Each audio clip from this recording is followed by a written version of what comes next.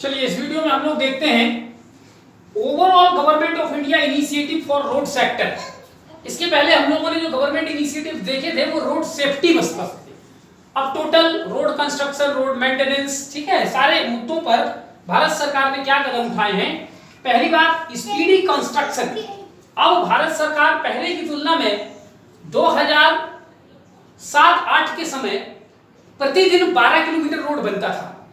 आज 2019 में ही हम लोगों ने प्रतिदिन 30 किलोमीटर रोड बनाने का लक्ष्य प्राप्त कर लिया है और अब हम प्रतिदिन 40 किलोमीटर रोड बनाने का लक्ष्य लेकर के आगे काम कर रहे हैं। तो speedy construction at the rate of 30 kilometre per day road is taking place. दूसरी बात, road safety has been made an integral part of road design and planning.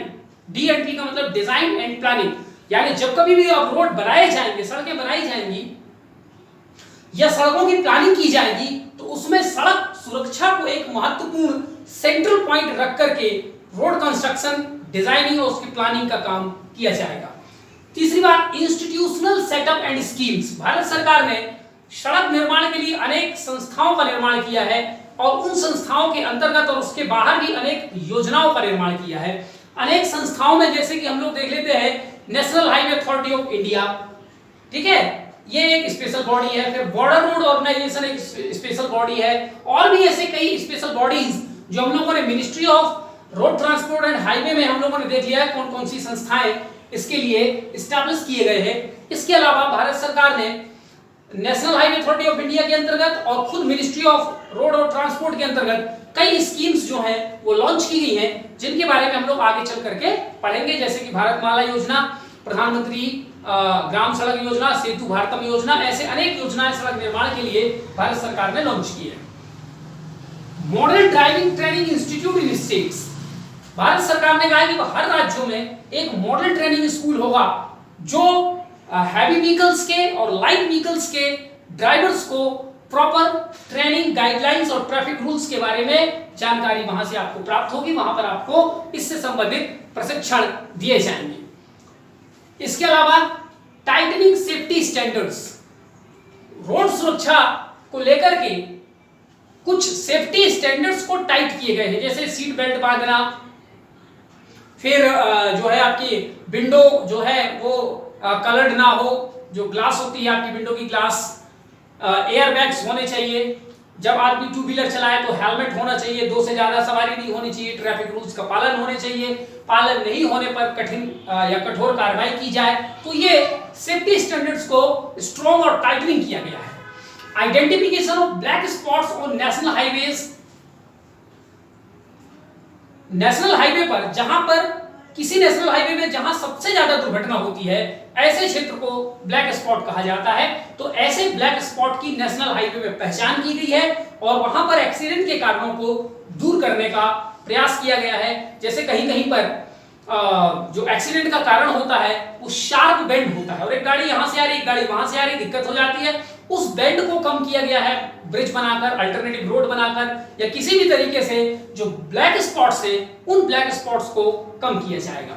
इसके अलावा नेशनल हाईवेज पर एक्सीडेंट ऑडिट्स, यानी किस नेशनल हाईवे पर कितनी मात्रा में, किस एज ग्रुप में, किस वाहन से कितनी एक्सीडेंट होती है, ये सारे आंकड़े मेंटेन करना और उन आंकड़ों के आधार पर जो रिलेटेड रिफॉर्म्स का जो मेजर है वो गवर्नमेंट द्वारा लिया जाना, ये देखा गया है। ठीक है, सुखद यात्रा 1033 ये एक मोबाइल ऐप है, इसको लॉन्च किया गया है। इस मोबाइल ऐप के माध्यम से जो हैवी व्हीकल्स के ड्राइवर्स हैं वो जिस नेशनल हाईवे पर या जिस रोड पर वाहन चला रहे हैं तो उनको जो समस्याएं आ रही है, कहीं गड्ढा मिल रहा है, कहीं कोई एक्सीडेंट हो गया है, कहीं कोई दुर्घटना की संभावना है, तो वो इस ऐप में अपडेट कर देते हैं, जिससे उसके पीछे आने वाले या कल या परसों बाद में आने वाले जितने भी वाहन हैं उनको पता चल जाता है कि इस नेशनल हाईवे पे इस जगह पर ये दिक्कत है या यहाँ पर ये संभल के चलना है। तो इस प्रकार से जो दुर्घटनाएं हैं वो काफी मात्रा में कम हो जाती हैं। ड्राइवर्स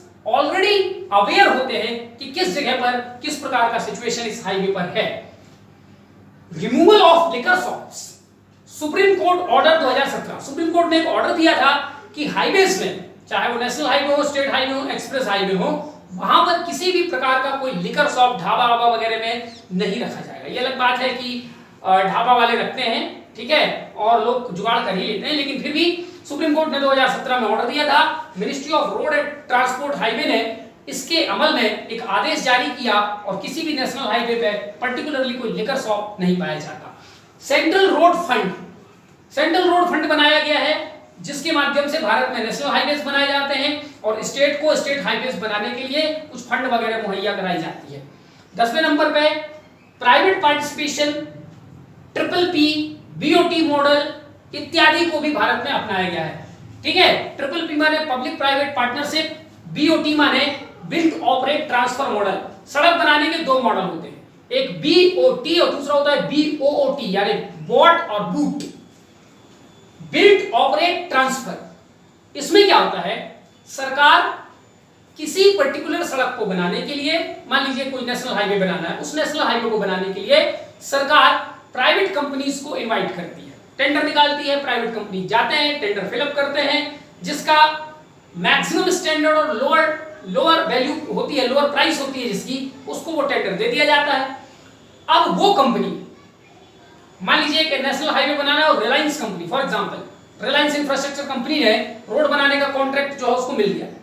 अब उस रोड को बिल्ड माने बनाने का काम वो प्राइवेट कंपनी करेगी, ऑपरेट 5 साल 10 साल जो भी कॉन्ट्रैक्ट में होगा उस रोड को का संचालन वही कंपनी करेगी, अर्थात उस रोड में जहां कहीं भी टोल कलेक्शन का काम होगा वो वही प्राइवेट कंपनी करेगी और उस 5 या 10 साल के एग्रीमेंट के बाद वो गवर्नमेंट ऑफ इंडिया को ट्रांसफर कर देगी। तो ये हो गए 3 स्टेज, बिल्ड ऑपरेट ट्रांसफर।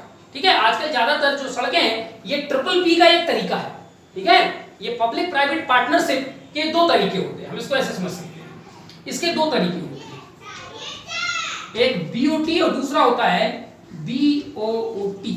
ठीक है, तो BOT तो हमने समझ लिया, BOOT क्या है, इसमें एक O और जुड़ गया है, बिल्ड ऑन ऑपरेट ट्रांसफर।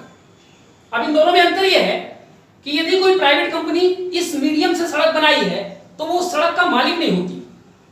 ठीक है, उस सड़क को हमने बनाया, 5-10 साल तक हम उसको ऑपरेट करेंगे और फिर सरकार को ट्रांसफर कर देंगे। यहां पर वो 5-10 साल तक, जब तक सरकार में के साथ आपका कॉन्ट्रैक्ट है, ऑपरेट करने का आपको जो ऑर्डर मिला है, उस ऑपरेटिंग पीरियड में वह कंपनी उस सड़क का मालिक भी होती है। ठीक है, इसलिए बिल्ड ऑन ऑपरेट ट्रांसफर, तो ये 2 मॉडल होते हैं सड़क निर्माण में। ठीक है, चलिए, तो इस प्रकार की तमाम सुख जो फैसिलिटीज हैं रोड कंस्ट्रक्शन में भारत सरकार ला रही है। ऑलरेडी 100% FDI रोड कंस्ट्रक्शन और मेंटेनेंस में दिया जा चुका है और वो भी ऑटोमेटिक रूट से। ठीक है, तो कुछ भारत की प्राइवेट कंपनी के अलावा विदेशी कंपनियां भी अब आकर के भारत में सड़क निर्माण का कार्य कर रही है। इंटरनेशनल कोलैबोरेशन, ठीक है, जिन देशों में सड़क निर्माण की व्यवस्था बहुत अच्छी है उनके साथ हमारा कोलैबोरेशन करके हम सीखें कि कैसे और बेहतर सड़क बनाए जा सकते हैं, कैसे रोड एक्सीडेंट को कम किया जा सकता है। ठीक है, अगली बात, ग्रीन इनिशिएटिव। ग्रीन इनिशिएटिव्स के 2-3 मतलब है यहाँ। पहली मतलब तो ये है कि जब नेशनल हाईवे वगैरह बनाया जाएगा तो एनवायरनमेंट को नुकसान नहीं पहुंचाया जाएगा, पहली बात। दूसरी बात, जब नेशनल हाईवे वगैरह बनाए जाएंगे तो उसके आसपास हम सड़क बनाने के साथ साथ ग्रीनरी यानी ट्री प्लांटेशन का काम भी करेंगे। ये दो काम हो गया। तीसरा मतलब होता है कि जो डीजल पेट्रोल वगैरह हम अपनी व्हीकल में यूज करते हैं उसको धीरे धीरे हम एनवायरमेंटल फ्रेंडली बनाएंगे, अर्थात उसमें अगर बायोडीजल वगैरह का उपयोग करेंगे, बायो एथनॉल का उपयोग करेंगे, तो ये ग्रीन इनिशिएटिव्स के 3 मतलब यहां पर होते हैं। ठीक है, लेजिस्लेटिव रिफॉर्म्स। लेजिस्लेटिव का मतलब ट्रांसपोर्ट से रिलेटेड, खास करके सड़क ट्रांसपोर्टेशन या मोटर व्हीकल इत्यादि से लेकर के उसकी लाइसेंसिंग वगैरह की प्रक्रिया जो पुरानी पड़ गई थी, जो अपडेटेड नहीं थी, आज के समय अनुसार नहीं थी, उन पुराने कानूनों को खत्म करेंगे, उनकी जगह ऐसे नए कानून लाएंगे जो वर्तमान के हमारे रोड ट्रांसपोर्टेशन के सेक्टर के हिसाब से जरूरी हो। Infrastructure development. इंफ्रास्ट्रक्चर डेवलपमेंट हम पहले पढ़ चुके हैं कि सड़क भर बनाने से काम नहीं चलता, आपको फुट ओवर ब्रिज बनाना पड़ेगा, फुटपाथ बनाने पड़ेंगे, पेडेस्ट्रियन, बाइसिकल इत्यादि के लिए अलग से आपको डेवलपमेंट करना पड़ेगा। हॉस्पिटल्स जो है सड़कों के किनारे बनाने पड़ेंगे, एक्सीडेंट के तुरंत बाद पुलिस वेरिफिकेशन बाद में होगा, पहले उसका इलाज होगा, ऐसे तमाम व्यवस्थाएं बनानी पड़ेंगी। ठीक है, तो ये तमाम जो है भारत सरकार ने ये तमाम जो है स्टेप्स धीरे धीरे सरकार ले रही है और रोड सेक्टर में तेजी से सुधार हो रहे हैं। अब हम देखते हैं कि रोड सेक्टर से रिलेटेड कुछ महत्वपूर्ण सरकार की योजनाएं। पहली है प्रधानमंत्री ग्राम सड़क योजना, जिसके बारे में हम लोग पहले ही पढ़ चुके हैं। ठीक है, दूसरे नंबर पर भारतमाला प्रोजेक्ट, जुलाई 2015 में इसको शुरू किया गया। ये एक अम्ब्रेला प्रोजेक्ट है to construct 83,677 kilometre highways in a phased manner. Phased manner माने फेज 1 में 30,000 किलोमीटर होगा, फिर फेज 2 में 32,000 किलोमीटर होगा। इस प्रकार से कई फेज में हम इस पूरे प्रोजेक्ट को कंप्लीट करेंगे। और अम्ब्रेला प्रोजेक्ट है का मतलब इसमें केवल नेशनल हाईवे नहीं बनाना है, इसमें नेशनल हाईवे भी बनाना है, एक्सप्रेस वे भी बनाना है, इंडस्ट्रियल कॉरिडोर भी बनाना है, फ्रेट कॉरिडोर भी बनाना है। तो ऐसे रोड से जुड़े कई प्रकार के तमाम कार्यक्रम और रूरल क्षेत्रों से मैं जहां पर अभी तक रोड की कनेक्टिविटी नहीं है वहां तक रोड की कनेक्टिविटी पहुंचानी है, नॉर्थ ईस्ट में सड़कों का विकास करना है। तो ऐसे इसके 8 कंपोनेंट हैं, इसलिए ये एक अम्ब्रेला प्रोजेक्ट है जिसमें सभी प्रकार से 83,667 किलोमीटर 77 किलोमीटर का सड़क फेज्ड मैनर में बनाया जाएगा। Subsuming unfinished parts of NHDP, national highway development project 1998 में शुरू किया गया था। 2015 तक इसने अपना काम को जितना कंप्लीट किया उसको वहीं छोड़ दिया गया और नेशनल हाईवे डेवलपमेंट प्रोजेक्ट को समाप्त कर दिया गया और उसका जितना अनफिनिश्ड वर्क था उसको भारतमाला प्रोजेक्ट में शामिल कर दिया गया। ठीक है, दूसरा प्रोजेक्ट है सेतु भारतम स्कीम, मार्च 2016 में इसको स्टार्ट किया गया। इसका उद्देश्य है for making all national highways free from railway crossing. कई बार नेशनल हाईवे और जो रेलवे की क्रॉसिंग है वो साथ साथ होती है, इधर से सड़क जा रही है, इधर से रेलवे क्रॉसिंग जा रही है। ठीक है, तो अब धीरे धीरे भारत सरकार ने सेतु भारतम स्कीम के माध्यम से ये माना है कि जो है कुछ इस तरीके से रोड वगैरह का निर्माण किया जाए कि बीच में कहीं पर भी रेलवे क्रॉसिंग ना आए। चौथी बात, ग्रीन हाईवे पॉलिसी 2015, और ग्रीन हाईवे पॉलिसी का मतलब वही 3 जो है जो हम लोग इसके पहले डिस्कस कर चुके हैं। पांचवी बात, 4 धाम एक्सप्रेस वे 2018 में ये योजना शुरू की गई थी। ये अभी अंडर कंस्ट्रक्शन है। 2 लेन का इसमें एक्सप्रेस नेशनल हाईवे बनाया जाएगा जो कनेक्ट करेगा भारत के 4 धामों को, that is Badrinath, Kedarnath, Gangotri and Yamunotri, जो कि उत्तराखंड में पड़ते हैं। ठीक है, इसकी टोटल लेंथ होगी 719 किलोमीटर। 6वें नंबर पर राष्ट्रीय राजमार्ग जिला संयुक्त परियोजना 2015 में स्टार्ट किया गया था। इसका उद्देश्य है connect district headquarter with highways, यानी नेशनल हाईवे और स्टेट हाईवे से डिस्ट्रिक्ट हेडक्वार्टर को जोड़ना। ठीक है, ये हो गए आपके जो 6 पॉइंट हैं जो भारत सरकार की स्कीम से। ठीक है, अब हम देखते हैं कुछ मेजर सजेशंस।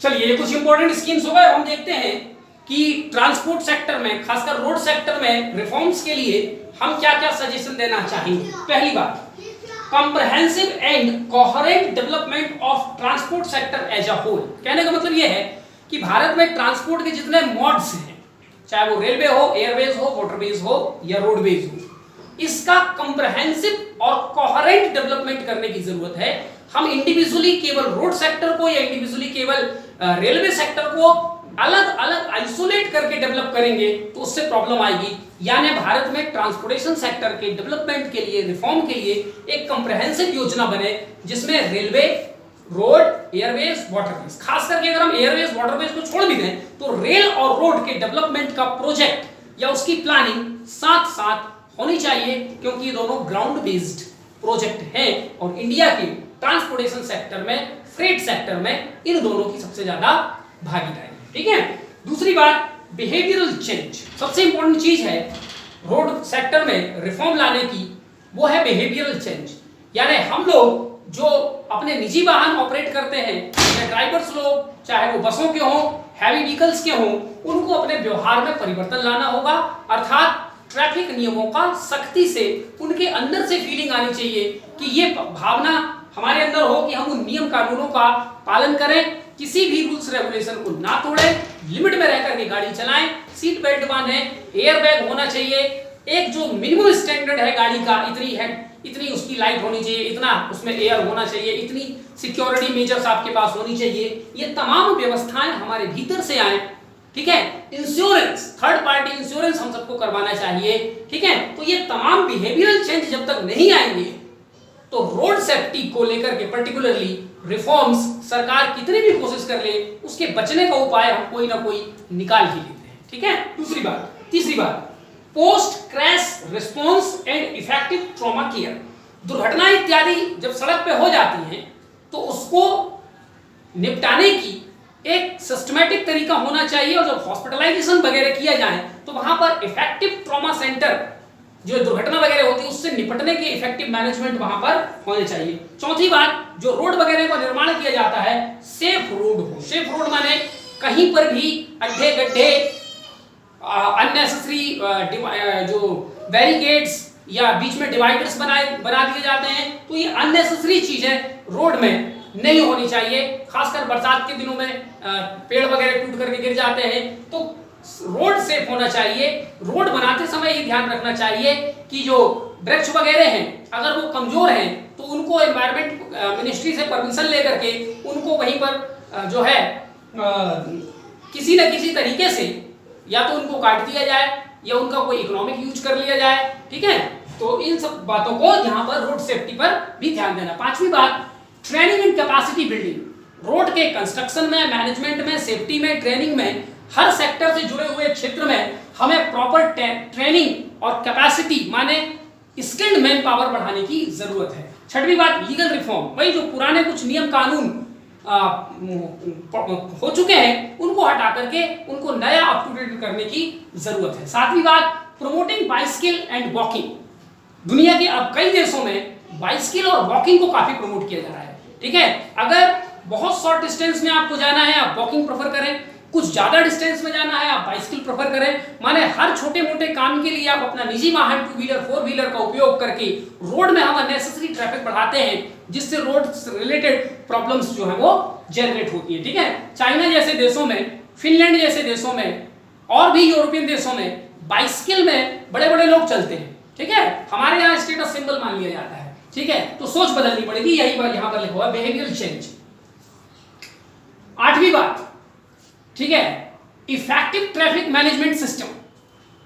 हमारे यहां ट्रैफिक मैनेजमेंट के लिए एक कुछ इफेक्टिव टेक्नोलॉजिकल मैनेजमेंट सिस्टम बनाना पड़ेगा, ठीक है। रेड लाइट वगैरह वो कब जलते हैं कब बुझते हैं ऐसा नहीं, ठीक है, उनका एक प्रॉपर सिस्टम होना चाहिए।